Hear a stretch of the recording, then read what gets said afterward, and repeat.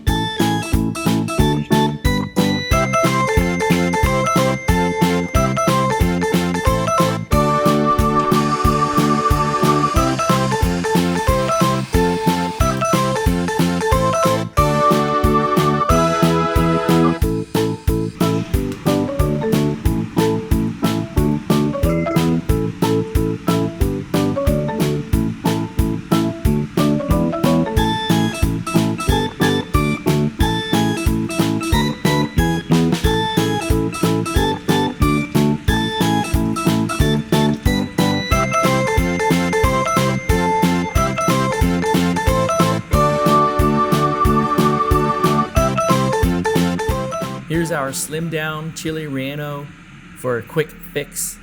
We have the ooey gooey cheese and the nice thick walled poblano pepper. It's got a very interesting, robust flavor. And when we have time, we always like to make an authentic version with a proper batter and sauce. In the garden, we have corn that was ready for harvest, and we had some for Father's Day weekend. We're going to be making a roasted poblano corn chowder with the corn here and the poblano, which we're going to see later on. We also have some potatoes that we grow, and we have a potato series where I show you growing them in succession for a year-round harvest.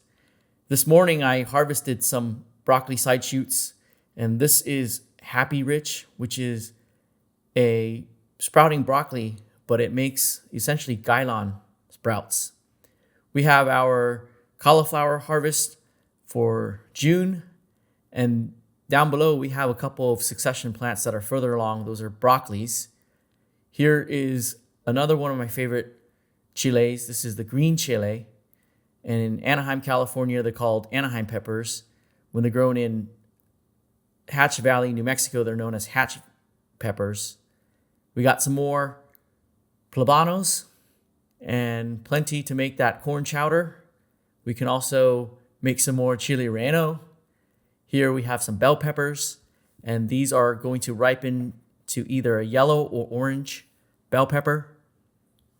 We have a row of sprouting broccoli. They're finishing up, so we're going to remove some of those and eventually remove the plant. This is our red cabbage, red acre, and we're going to see about growing them year-round as well. We have some succession cauliflower and other brassicas, and I already harvested some Violetta Italia sprouting cauliflower from here. I'm just leaving the plants in place to create a microclimate so that it doesn't make it too hot for our establishing brassicas. Here we have some onions, and they're ping pong to about golf ball size, tennis ball size, and that's because I stunted them. I didn't get them transplanted in time. Was off on our road trip to Northern California.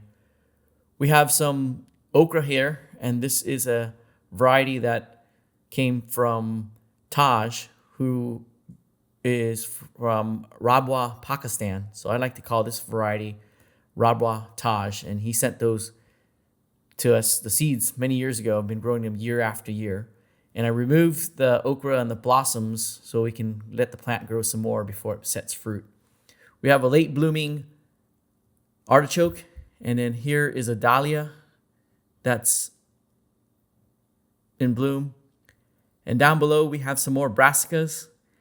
And I forgot to set the irrigation right, so I'm not sure if I've stunted the plants by getting them thirsty. We have a Genoa lemon tree here, and last year I grafted Santa Teresa, and it made some buds last year, fruit buds, and flowers, but it never set fruit. And I see flowers and buds, so hopefully this year we'll see a Santa Teresa lemon. Down here we have Martino's Roma, and it is one of the earlier varieties, and we start them first, and we have some nice Roma tomatoes. I like to leave the tomatoes on the plants until I need them. I find that they store much longer than if I were to remove them and put them in the fridge. And I always like to store vegetables in the garden if possible. Saves me room inside. We have a row of Black Panther soybean. I hope to get a good amount of soybean this year, maybe make some soy milk with them. And here is an open area for me to plant. And I've since planted some sunflowers. I got a giant sunflower that I have a bunch of seeds to collect now. And this is summer squash, a yellow variety. We have some flowers. This is stock. I like this flower. It's very low maintenance, perennial here in Southern California. And then over here, this is another yellow squash, and the plant is thirsty. Forgot to turn on irrigation. That is a Black Beauty zucchini. And we're back to where we started, where we have our corn plants. So we'll see you in the next one. Thanks for watching.